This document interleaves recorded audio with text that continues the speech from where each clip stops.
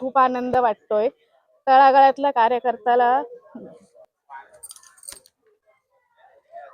माझं नाव सौ उषा विशाल वाघ आहे। मी प्रभाग क्रमांक 22 मधून बीजेपी पक्षाचे उमेदवारी म्हणून घेतलेली आहे। काय काम इथे झालं नाही जे तुमच्या परीने या प्रभागात? नगरसेवकांचं जे काम असतं वॉटर मीटर गटर काम मी करणार आहे। अजून काय सुखसुविधा नाहीये तिथे जे तुम्ही आल्यानंतर इथे होणार?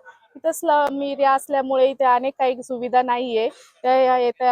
याच्यामध्ये मला संधी दिली पक्षाने तर मी ते नक्कीच त्यांच्या समस्या सोडवण्याचा प्रयत्न करेन।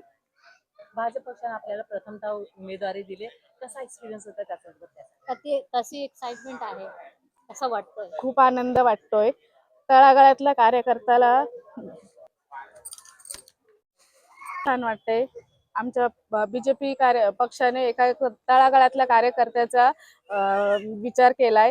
ही जी संधी दिली त्याबद्दल मी देवेंद्र फडणवीस साहेबांचे तसेच उपमुख्यमंत्री एकनाथ शिंदे साहेबांचे यांचे आभार मानते।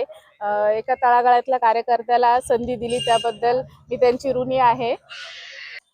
मी जनसेवक आमदार आमचे लाडके संजयजी केळकर साहेबांच्या माध्यमातून लाडकी बहीण योजना आली होती। त्या योजनेचे ई-KYC आता लेटेस्ट ई-KYC केल्यात, लाडक्या बहिणींचे फॉर्म भरलेत, वोटिंग कार्ड बनवलेत, प्रभागात ज्येष्ठ नागरिकांचे कार्ड बनवलेत, युनिव्हर्सल पासचे पण कार्ड बनवले मी कोविडच्या माध्यमात।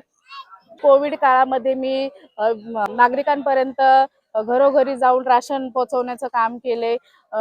ज्यांना काही अडीअडचणी होत्या त्यांच्याही समस्या आम्ही सोडवल्यात।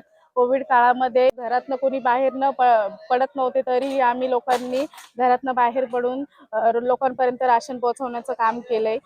महिलांना रोजगार वगैरे, बचत गटांना रोजगार वगैरे, ह्या सगळ्या काही ज्या महिलांपर्यंत येणाऱ्या संधीचं मी महिलांपर्यंत पोहोचवणार आहे। हे सगळं मी जे काही आहे ते महिलांसाठी करणार आहे। मतदार राजांना काय आवाहन करणार आहे?